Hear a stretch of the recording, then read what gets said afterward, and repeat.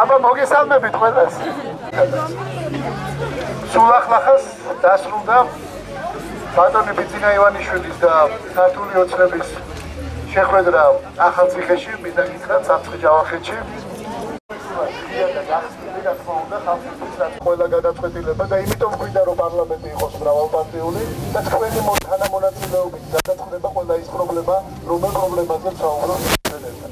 სულებული გავხდით ეს გაგვეკეთებინა გამომდინარე იმ უსამართლობიდან, იმ უღირსობიდან, რომელიც დღეს ჩვენს ქვეყანაში ხდება. სწორედ უსამართლობა არის ძირი და ძირი, ყველაფერი იმ უბედურების, რომელიც დაგვაწყდა ჩვენ თავს. ეს უსამართლობა არჩევნებს ვერ გააყალბეთ და ერთი ჩვენთან არ ხდება ნამდვილად და ჩვენ ამას მივაწევთ. მიიღება თქვენთან შეთანხმებით პარლამენტში თანამონაწილეობა.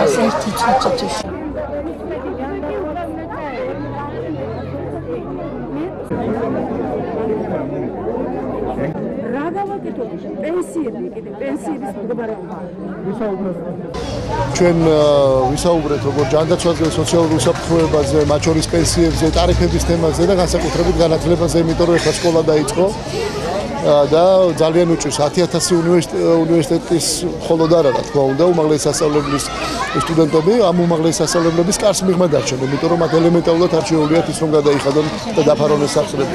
ისევე როგორც სკოლის მოსწავლეები ავიღოთ, ხო? წიგნებს ვერ ყიდულობენ, ელემენტარულ ინვენტარს ვერ იძენენ ისინი, რათა ბავშვები გაუშვან შემდგომ სკოლაში. და რა ბევრი ბავშვი ვიცი მე, რომელიც ბაღშიც ვერ მიდის. ამიტომ განათლების პროგრამაზე ჩვენ კონცეპტუალურ ხედვაზე რა თქმა უნდა მივაწოდეთ ინფორმაცია და დანარჩენი ყველა ის პრობლემა, რომელიც არსებობს, იგივე თქვა სპეციფიური პრობლემები, ჩუღურეთის ავარიული სახლები ავიღოთ, ასტუტნიკების პრობლემა, პრობაციონერები და ასე შემდეგ. ძალიან ისეთი კონკრეტული საუბარი ქონდა და ძალიან მიხარია, რომ მიუხედავად ამდენი პრობლემის, ხალხი არის გულანთებული, ხალხი არის ძალიან დიდი იმედით და ძალიან დამუხტული. სხვა ჩვენ ცოტა ხნის წინ დასრულდა ბატონი ბიძინას გამოსვლა ახალციხეში და ამანაც ალბათ უფრო დიდი იმპულსი შეძინა დღევანდელ შეხვედრას.